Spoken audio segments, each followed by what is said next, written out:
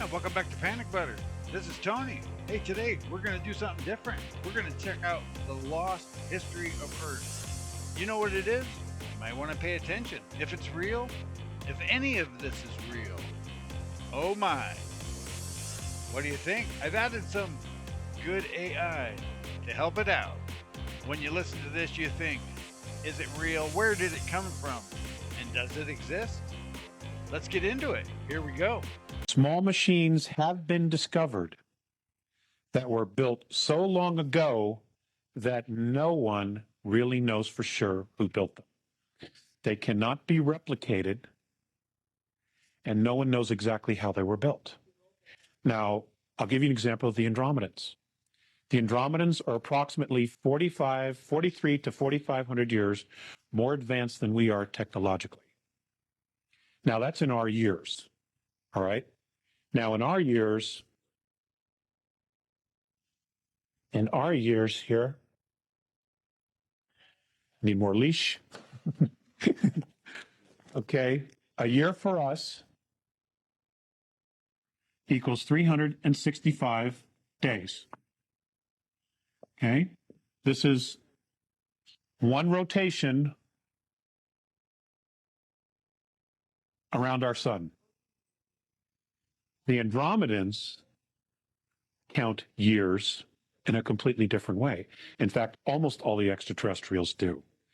And their concept of age, of counting, especially in this way, what they consider a year is when every cell in their body has been fully replicated. Now, if we did that, 1 year would be equal to 7 years in our body.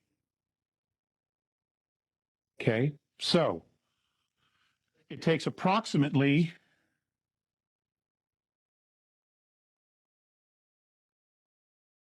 34 years for their bodies in our time to replicate every cell in their body in our time. Okay? So it's hard to give you exact dates of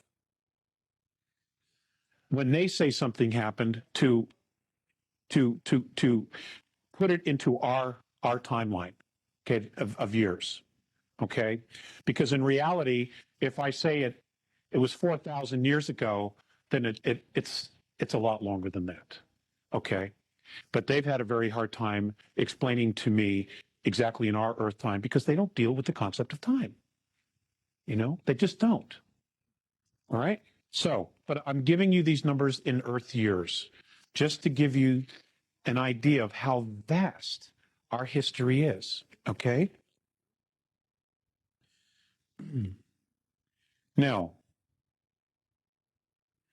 amazingly, these machines still work. The machines do not have a name in the English language, okay? They don't even have a symbol that we could comprehend. So it's been explained to me that it is considered an antimatter machine. Okay? It creates matter. It creates molecules, which then create atoms, which then creates physicality.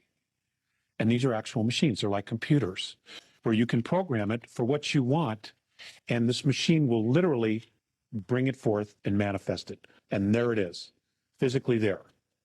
Okay? Now, if each one of us had one of these machines, it would be like winning the lottery every day.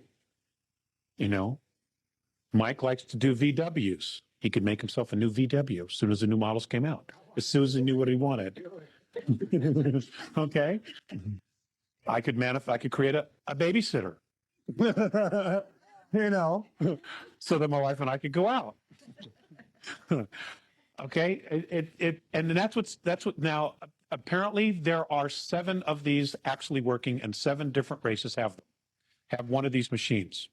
Now, these are archaeological finds, discoveries, these atom-making machines, for lack of a better word. I'm sorry. There is one on the planet. There is one here. Yes, there is. What? No comment. No comment. Nobody knows. Absolutely nobody knows. It turns out that, well, let me just finish reading here, okay? And because all this will come out. They also discovered advanced building complexes, very large machinery, and complete terraforming ecosystems. Earth-like organic life is much less common than hydrogen gas ecosystems in our galaxy because we are limited. Oxygen O2 ecosystems are limited to the geological presence of water. Okay, for O2 life forms, which is what everything is on this planet, there has to be water. So the most precious thing that we have is our ecosystem, our biosphere. The second most important precious thing we have is, of course, the water. And when we get to Nibiru, I'm just going to throw this out there. The entire planet used to be fresh water.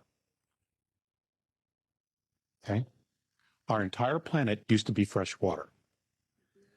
The oceans were salinated. Okay? And it was the Nibiru from the star system of Butez that did that because they wanted to control the water. Okay? They salted the sea. They salted the sea. That's right. So now all you have is, at the time when they did this, there was only 4% fresh water, and they had total control over it. That's correct. What was the years again? That they did this? How long? It took 36 years. 36 years to completely salinate the oceans. And it also gave time for all the life forms in the water to adapt very slowly. But we couldn't drink the water after that. Okay? Is that 36 of our years? Of our years. These are all in our years. It's the only way I'm going to present this to you. Otherwise, it'll get way too confusing. Okay? So, hydrogen ecosystems are much more abundant, as are methane, and because they are not complicated ecosystems. O2 ecosystems are very, very complex, the most complex in the galaxy.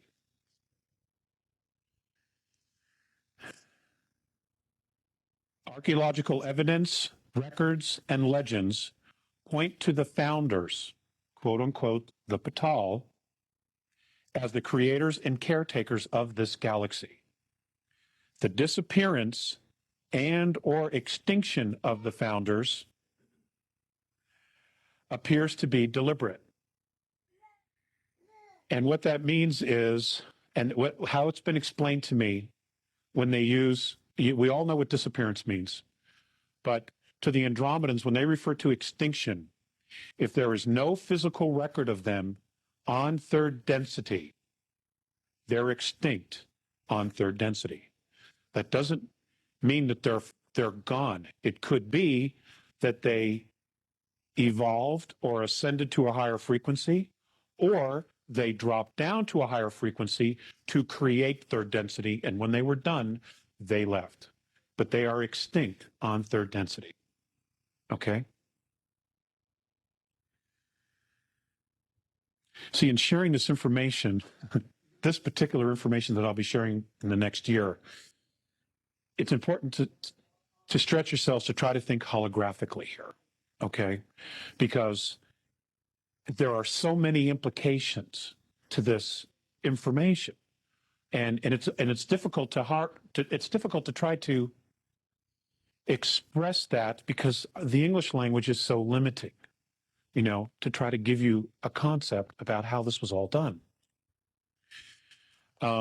When the Patal apparently left, according to the archaeological record, other life forms, sentient life forms, reptilian, human, plasmic, methane life forms, all begin to appear and do appear in our galaxy in full form. Okay, now just think about that. They appear in full form. That means that they came from someplace else or they were brought from someplace else. There was no millions and millions of years worth of evolution into this. Okay, and this is the same problem that our archaeologists have on planet Earth. Okay, they keep espousing evolution, but there's just no proof of the evolution in the geological, archaeological record. There just isn't. Things appear fully formed. Okay? It's amazing stuff. Now, are the Patal archangels? Are the Patal the gods? Nobody knows what they are, which is why they just refer to them as the founders, because they don't know. Okay? They don't know. The Andromedans do say that there is a creator. They, in their belief systems, in their traditions, say that it does not carry a dominant male frequency. In their opinion, it carries a dominant female frequency. Okay? So, in their opinion, and I'm telling you, they're real men. You know, the creator is a goddess. Races in the solar system begin to develop space travel. Most are only able to travel within their own star systems. Some, however, are able to travel outside of their respective systems and have begun contact and discovery of other cultures. The start of trade within star systems begins. Trade routes are established and negotiated. The sharing of technology has begun, and the development of new systems of space travel has also begun, because now the space colonies, the different races that have been established here that came in and fully formed, have now figured out how to get off their own planets, and now they're talking to other people, getting different perspectives, and they're sharing ideas, okay, and sharing opinions. I've not touched on this, and I won't touch on it in this lecture, but there were also a lot of misunderstandings, okay, that went on here, especially between the hydrogen planets and cultures and the O2 cultures. And I'll explain why there were some different misunderstandings later on when we get into this. Okay, treaties were forged between star systems and races. One particular race of sentient beings, which was much more advanced in space travel, set out to explore the galaxy. That is the Alpha Draconans, the Seeker. They were the very first, according to the Andromedans, to actually get off planet. And they were at the time the most advanced. Okay? They're an incredible race. They are an incredible race. They just have some incredibly ridiculous prejudices and biases. Okay? But that doesn't take anything away from the fact that as a culture, they've done some incredible things, you know? And a lot of other races have learned from them as well. Their spacecraft at the time were hollowed out moons and planetoids, which they refurbished, built out, created their own internal ecosystems, and fitted with propulsion.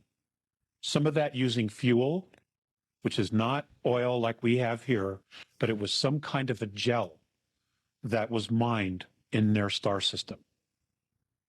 And kinetic engines. They created kinetic engines. Energy, focused energy.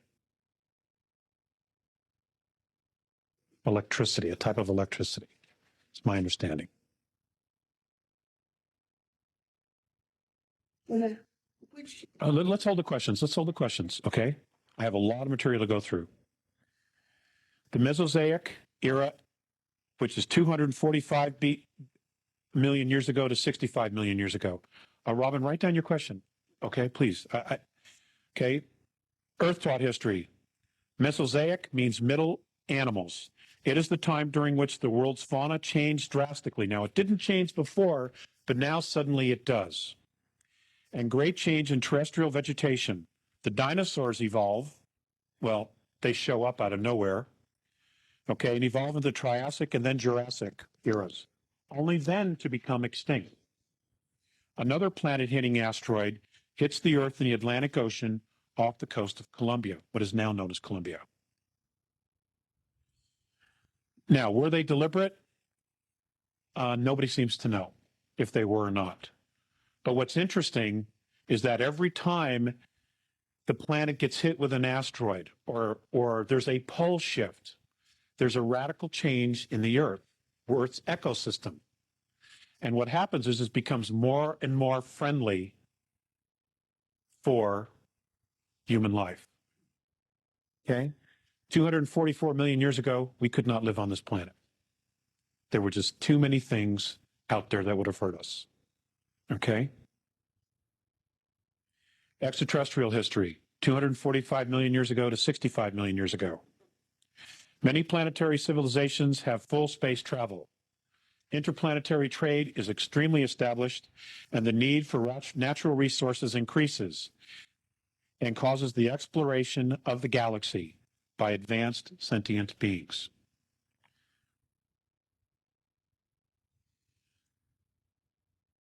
Space travel has been in progress and trade for over 17 million Earth years at this point. Okay?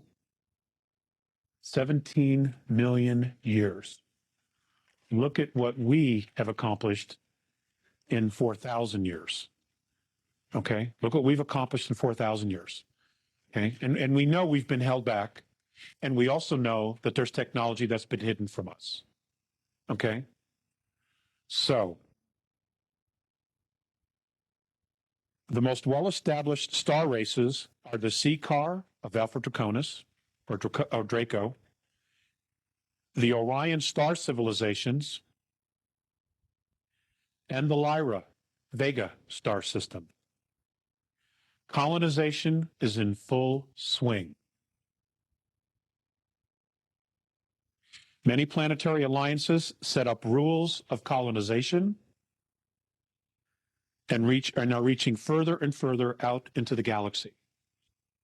So here, 245 million years ago, our star brothers, okay, our ancestors, because we're the sum total of 22 of these races, our ancestors already had space travel and they were already setting up rules of colonization amongst themselves. Okay? That's just amazing to me. The discovery of space highways. Space highways are what our scientists theorize to exist as wormholes. Okay? They're space highways. The discovery of these is made during this period. To date, 17 have been discovered in our galaxy alone. 17 wormholes. Okay, and for those who don't know what we're talking about, this is our galaxy, the little dots of the stars, and what you have are tunnels that go to different parts of the galaxy. Just to give you a little example. And it's believed, or our scientists theorize, that if you can tap into one, you're on the other end of the galaxy in almost no time, in a blink. Or like the movie Stargate. Okay? That's the idea. Several of these connect to other galaxies. Okay, so, and we all have to assume that at least one of those connecting tunnels would be to the Andromedan galaxy, okay, which is over here. So you've got a hole here. Okay, now you have a way to get there in like zero time or incredibly fast so that it's not a situation where you get in your rocket and by the time you get to your destination, everybody's dead because of old age and everything else. Okay? Because the galaxy is huge and it's expanding all the time. Okay. But as the galaxy expanded, many of these tubes of focused time, that's the Andromedan perspective of what a wormhole is. Tubes of focused time. I cannot explain it to you any more than that. Because I do have some notes that are still stored away in a storage unit in another state where they have had to be put for safety, and I've not gotten them yet. Okay. In fact, there's 3 boxes of notes. It does not even go there. Okay.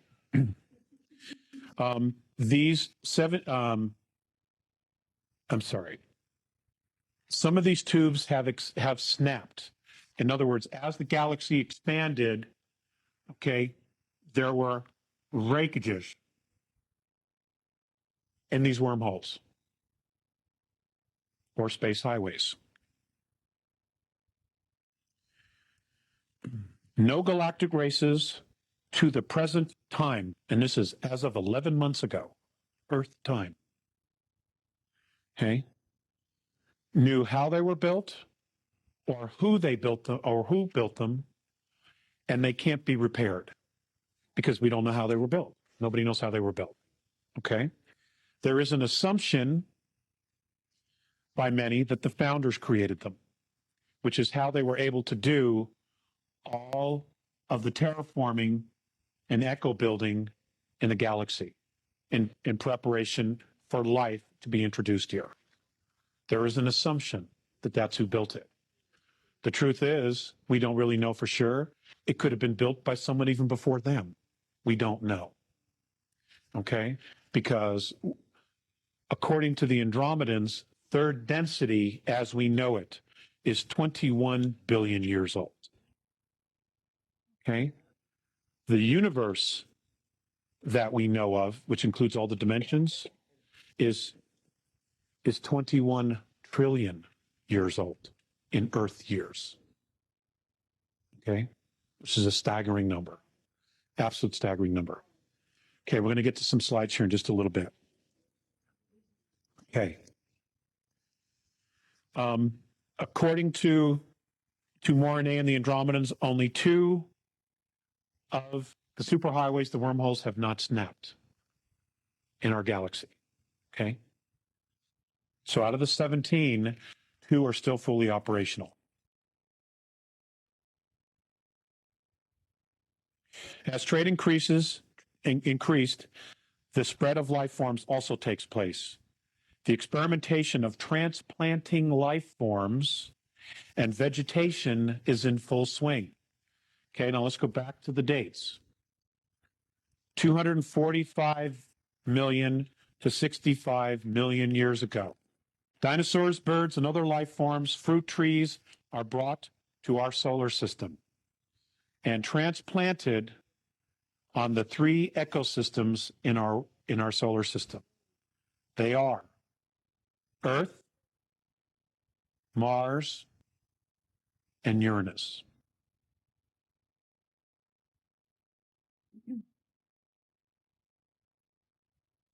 All developed extraterrestrial races have already impressed on their civilizations that conservation of biospheres was and is simply a necessity.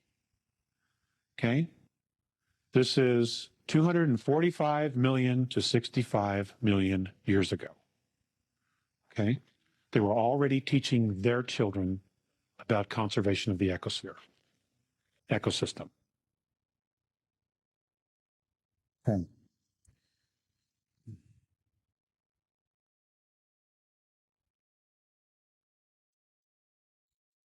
The Cenozoic era, 65 million years ago to present. Okay, we're going to get through this and then we're going to get really down into some fun stuff.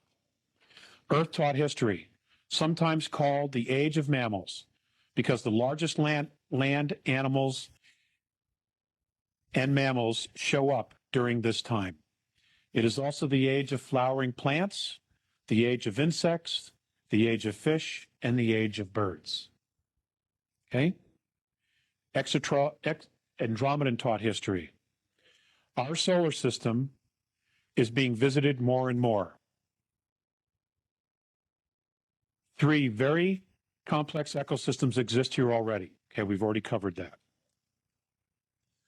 The first full-time, self-contained biosphere called an Eden.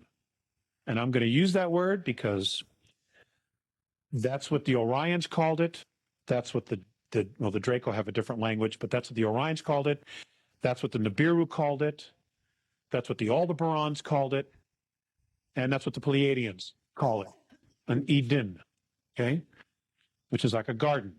It's a fully transplantable biosphere, having everything they need to exist somewhere else, okay?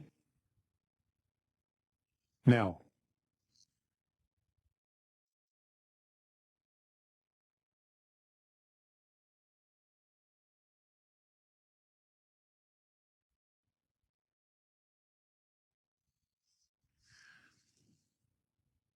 we do not really appreciate how smart our ancestors are, okay? Because they don't always travel in very large spacecraft. But what they have learned to do is travel light and make sure that whatever it is that they need, they have or they can grow. Now, virtually every mothership has an internal ecosphere, every one. Now, we see the scout craft, we see the 4, the 5, the 100-mile craft. The 100-mile may have some kind of an ecosphere inside of it because it has a crew. That crew needs to eat, okay? So they will create a park-like setting, an ecosphere inside those spacecraft. Most of the craft that have hit the Earth are just little scout ships, okay? If a 100-mile mothership hit the Earth, we'd have a pole shift, and everybody would know about it, okay? But the very large ships, and I'll give you the example of the Andromedan motherships, they're complete spheres, and on the inside, they are complete worlds unto themselves. In the center of these crafts, and they may have as many as 3, they will have ecosystems, parks, as big as 21 miles long. The one that I saw was 21 miles from one end to the other. For me, and it was 900 miles. Okay.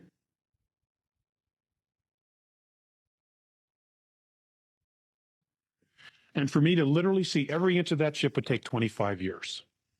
That's how big it was. Had everything. Everything. In these parks, you could not even tell that you were in a spacecraft. You would think you were in a park, you know? Agora Hills, California, Rocky Mountain National Park, Central Park, although I don't necessarily want to hang out there. You know, Central Park, but, you know, without the crime, okay? And they're complete unto themselves. Everything is grown aboard the craft. So when they come here and they send a team down to the surface of a planet and they say, okay, we're setting up we're setting up an Eden because we're going to leave you, a team of you here to research the life, the plant life, the geology of the planet, the minerals, what it has, okay? What they do is they literally drop, can be as many as 12 type of cylindrical antennas. They plant these antennas down into the ground, at least a mile into the ground. And when they flip these things on, they connect. And when they connect, when they turn on and they connect to each other, they create a dome. Okay? A dome. It's a frequency dome. And then all they do is they unload the plants, they unload the fruit trees, everything they need, and this biosphere is exactly to match their physiology. Doesn't have too much oxygen, doesn't have too much carbon. It's exactly what they need. It can even be hydrogen. Can even be hydrogen, because what it means is then once they leave, they just wear a spacesuit and they can go out and do their work. But when they come back from doing their work, they enter their biosphere, and it's like living on the home planet. Okay, this is what I'm talking about. This is what an Eden is. Okay, this is what Richard Hoagland's been talking about all those years with the dome structures. This is what he's talking about. This is what these things were for. Exactly. Okay? It's good stuff. God, it gives me the chills. Okay. The very first one was founded in North America, what is now North America. Okay? Along what is now known as the New Mexico-Arizona border. And it was founded by and established by the CCAR, which are a hydrogen-based life form. Okay? So they had to have something like this. Now, hydrogen is a gas, okay? It's not something we can use. We can't, our physiology simply will not allow us to breathe and live in an environment like that. But hydrogen, the beings tend to be very large. They tend to be a little bit slower in movement. Their body frequency, the rhythms of their biosystem are much, much slower than O2. And the one thing about hydrogen-based life forms is that they cannot go faster than the speed of light in space travel. They can't. Where O2 have been known to go 4 times the speed of light. Okay? And that's been a real problem for the hydrogen-based beings. Okay? In lectures years ago, I talked about how prejudice is an extraterrestrial perspective. That's what I've been taught by Morine and Faseus. Okay? So all the prejudices we have, we've learned. We've formed some of our own, okay? But the initial not liking any of your own race was taught to us by these guys, okay? Millions and millions of years ago. Okay, now, this first Eden was created 899,701 Earth years ago. Okay, and this was by the CCAR in New Mexico, Arizona border. Okay, they still fancy the desert. They still fancy the desert, the reptilians. Okay.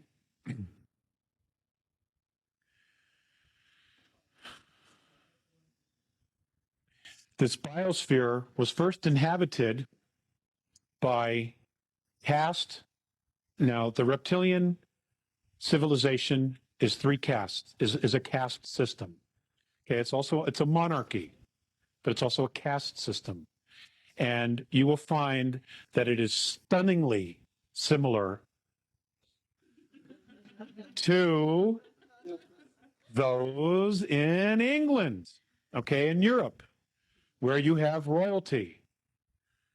Okay, you have the officer class, which is your dukes, your earls, okay? And then you have your peasants who do all the dirty work, literally do all the work, okay?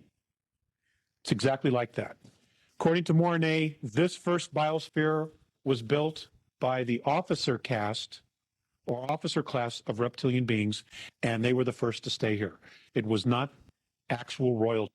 They are all genetic manipulated half-breeds of the original CCAR race.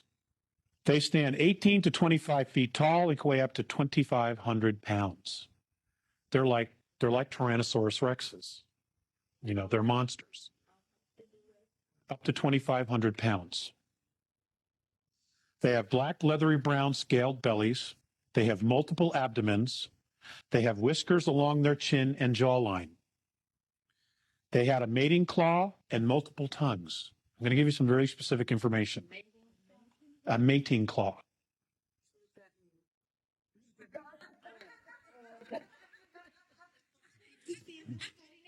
Honey, Robin, you need a mating claw. Yeah. Well, we'll find somebody that's got a mating claw and, and multiple tongues. Okay. They lay eggs.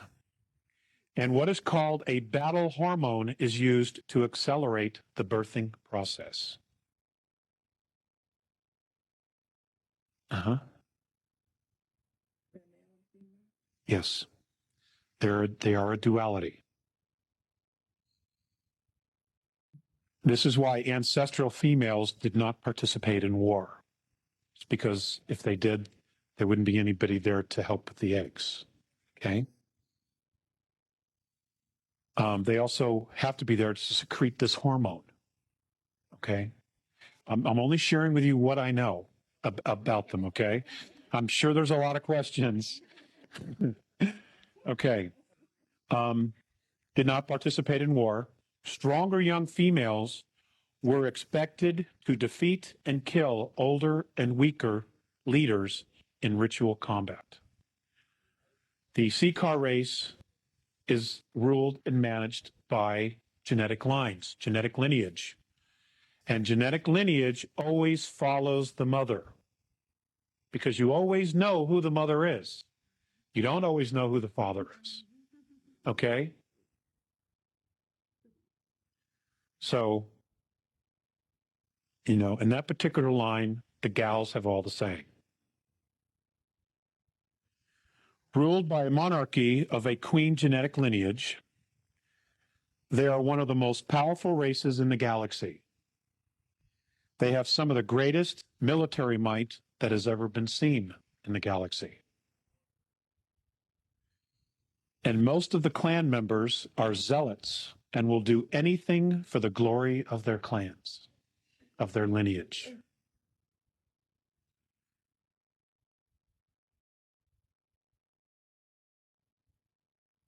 They have been the chief enemy of all human races in this galaxy in past conflicts. Again, we're talking about hydrogen breathers versus oxygen breathers. They have 3 spinal columns. One spine is located ventrally near the stomach. The other 2 are located dorsally on the left and on the right of the Seeker's body. The spinal columns join near the dorsal of the geometric center at the extreme posterior of the trunk to form a long and very powerful tail.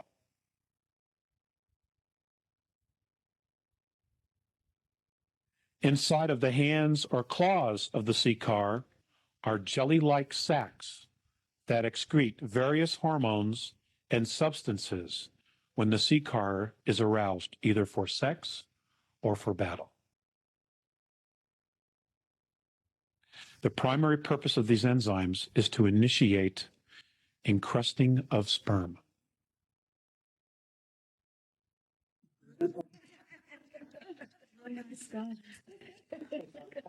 Okay.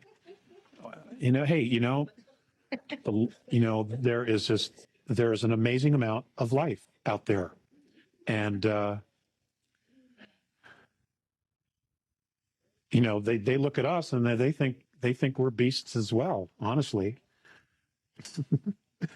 Okay. Now, I'm going to talk about the Lyrans. Now, when I'm talking about the Lyrans, and then I'm going to talk about the human race as a whole, about some other things here. I've got some pretty good notes. I'm also talking about us, okay, and our ancestors and all the ancestors of the ancient Lyran line, genetic line. Okay, now before I even get to that, I'm going to read the first sentence that I have on humans. The human race is unusual in having all of its members' race derive from one genetic line.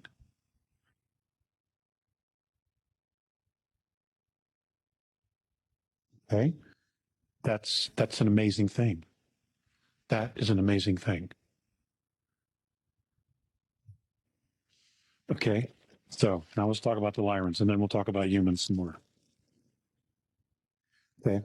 Okay, we'll talk about the Lyrans. Their skin color is amber, blue, and or red.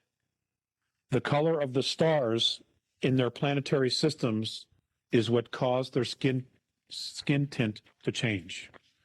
Okay, depending upon the frequency and the UV ultraviolet scale of their stars. They're mammalian of mammalian descent. Okay, they are the only human race to have full empathy senses and full psionic abilities, and have experienced quantum probability control. I'm still working on that. Okay. Well, you understand these are extraterrestrials who know what this all means. Okay. Okay, I'll read it again. They were the only human beings to have full empathy sense, full psionic abilities, psionic, and have experienced quantum probability control.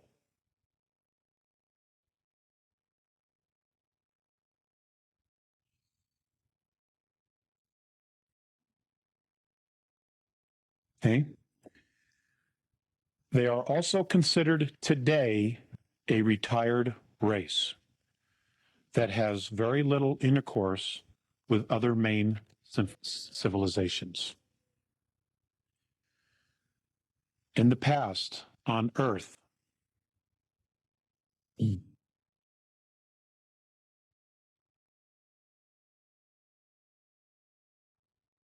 they were known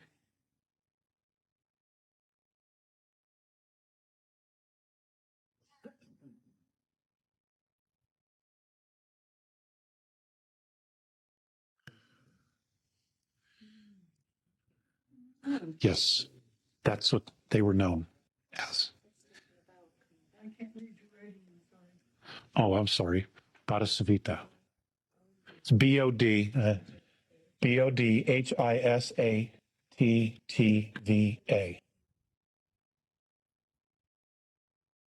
Yep.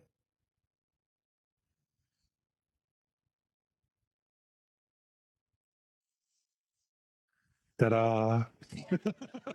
The lights go off. That's great. That's great. Okay.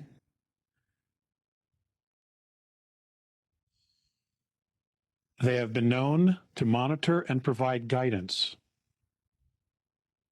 for some planetary systems. Some planetary systems today see them as their protectors and guides. They're worshipped, in other words. What's interesting is that the Lyrans prefer to live on ringed worlds. They just have a preference for living on ringed worlds. And on the Andromedan Council, they are known as an elder race, which carries great prestige on the council. Because extraterrestrial civilizations, ladies and gentlemen, really pay close attention to genetic lineage. Okay, now we're going to talk about the human race as a whole, how the Andromedans see the human race. Okay, and I'm doing this for the people at home so that they can all write this down. Okay.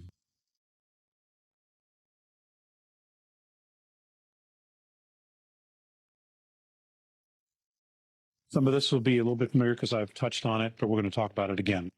The human race is unusual in having all of its member races derive from one genetic line. This accounts for the remarkable casual interactions of the great human civilizations. But for better or for worse, human galactic civilizations, even if they compose a single clan, have diverse evolutionary histories. Okay, each culture is very different in the way that they've evolved. Okay, not as a species, but as a culture. Okay, I want to be specific to that. And misunderstandings and conflicts have occurred. Traditions exist to minimize the likelihood of misunderstandings and to lessen the negative consequences of any miscommunications that might occur. So they put in place, they were sentient enough to know that they needed to put things in place to try to minimize human versus human war. Okay? Well, not on this planet. No, it didn't. You know, and I think they're still working on it. Okay? In addition, the behavior of individuals does reflect on the species and the clan. Okay, now this is an Andromedan race, an Andromedan human race sharing this with us. Okay? That individuals, the actions of individuals of those races does reflect on the entire clan. Okay? None are faulted for polite or proper behavior. Informality is always at risk of being misconstrued or miscommunicated. The traditions of human interaction were developed by the ancestors over the ages. When an elder race insists that a new civilization observe traditions, okay, an example, the Andromedans come down, they introduce themselves, they say, okay, boys, it's time to go to the show. Okay, it's time to go to the show. What happens is, in the show being the Andromedan Council, we are being asked to be invited to the Andromedan Council. What they will do is they will teach us the tradition, the proper way of introducing yourself, of acting before all these other civilizations. Because you will be misinterpreted if you walk in, hey, old man, what's happening? You know, it'd be completely misunderstood. Okay?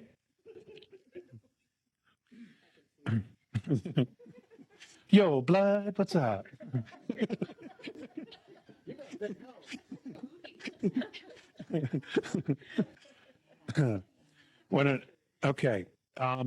That a young civilization observe traditions.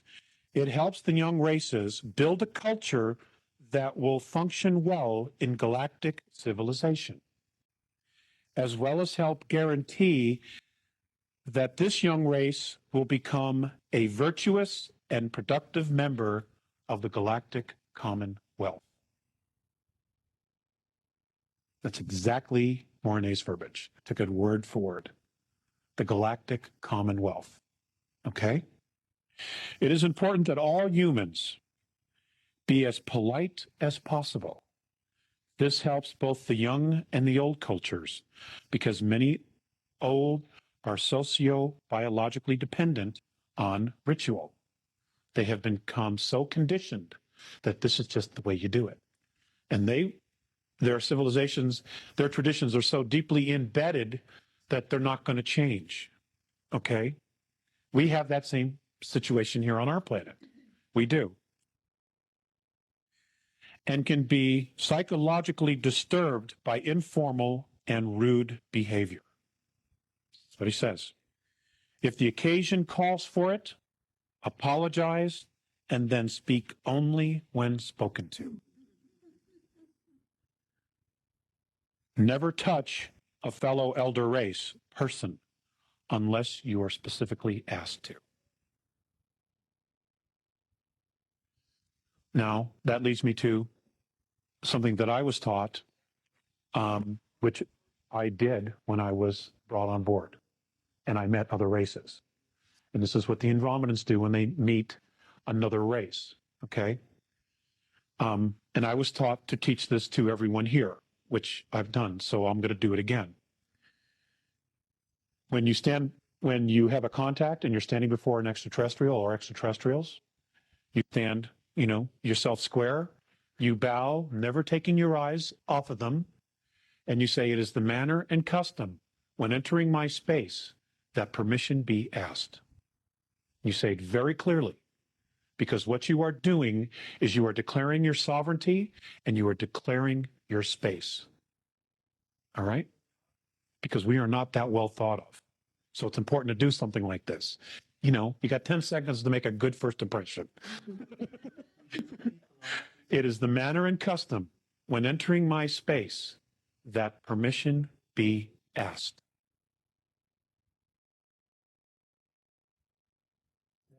Verbally or? Yes, well, we would have to. We would have to do it verbally. They would probably respond telepathically. And if we didn't say There's always the possibility that your space will be violated. that, they would violate them.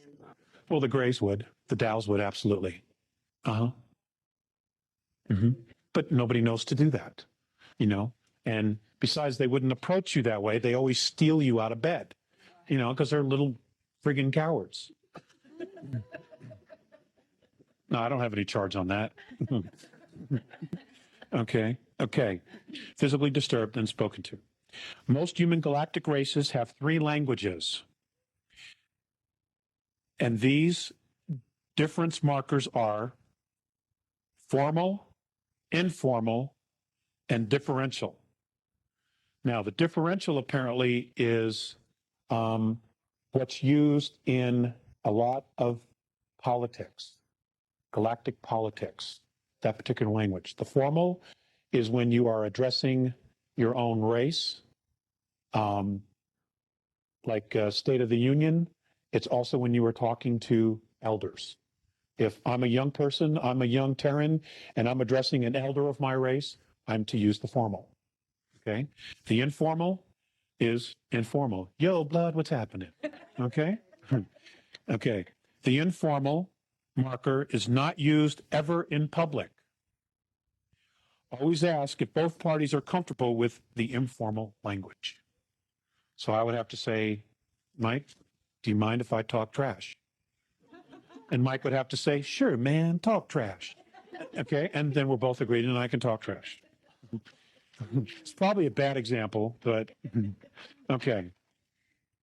The informal marker is always used, the formal marker is always used in public because you always want to regard your partner in conversation as worthy of respect.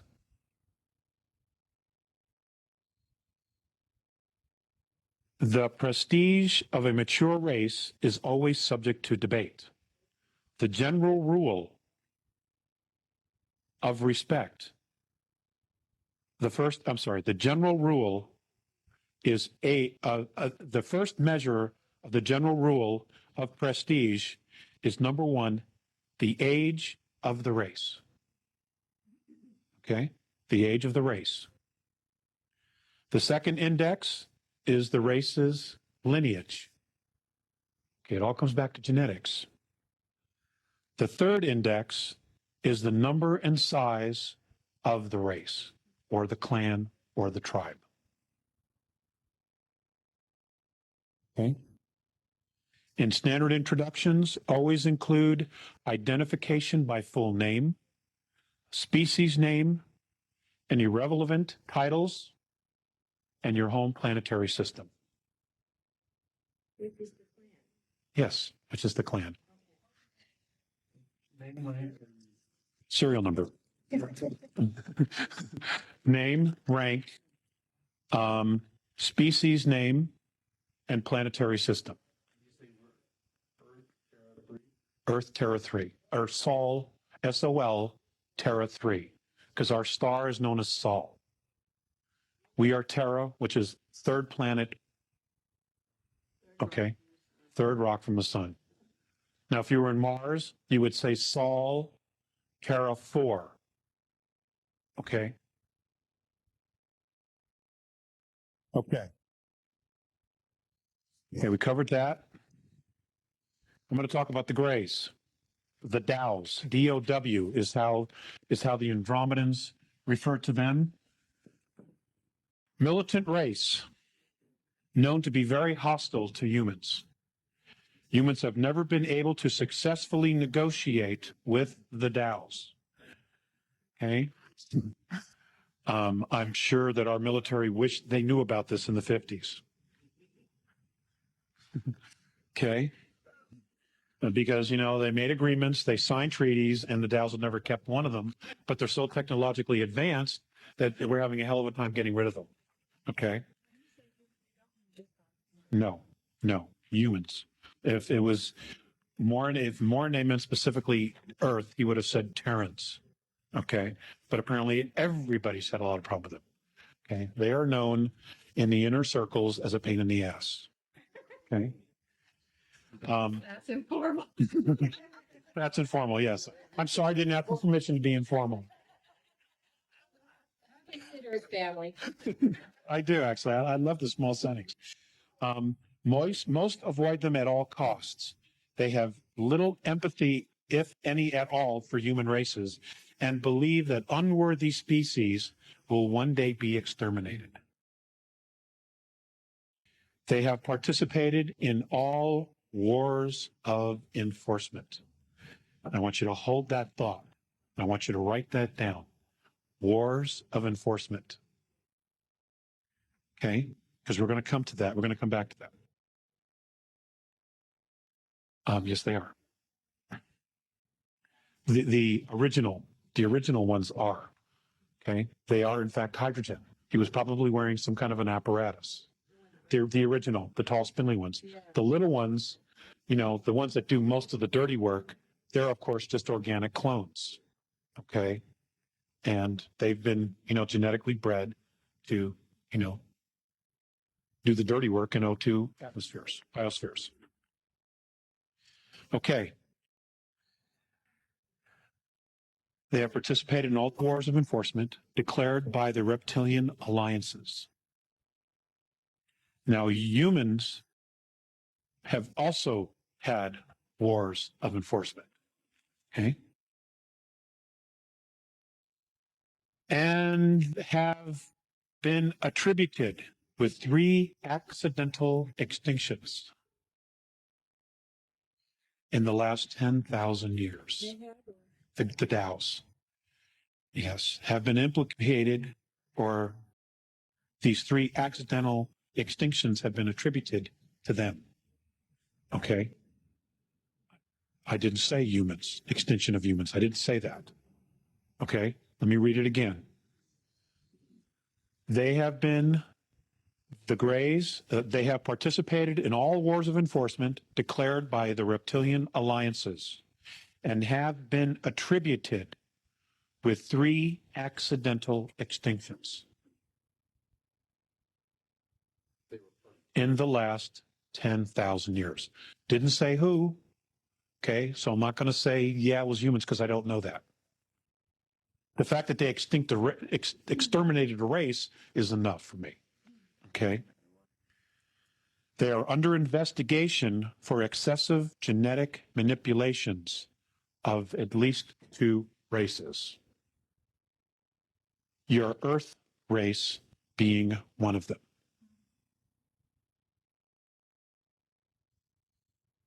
And something else he added as an afterthought is that they do not experience childhood.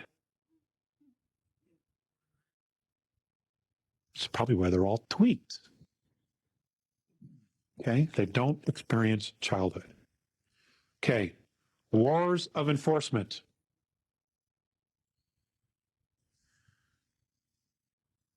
In the human race, a war of enforcement is where someone, whether it's a human race or a reptilian race or a hydrogen breather or an oxygen breather or a methane breather or an ammonia breather, if they cross the line and do something so severe, they will literally go to war to enforce a punishment, to enforce something, a restriction.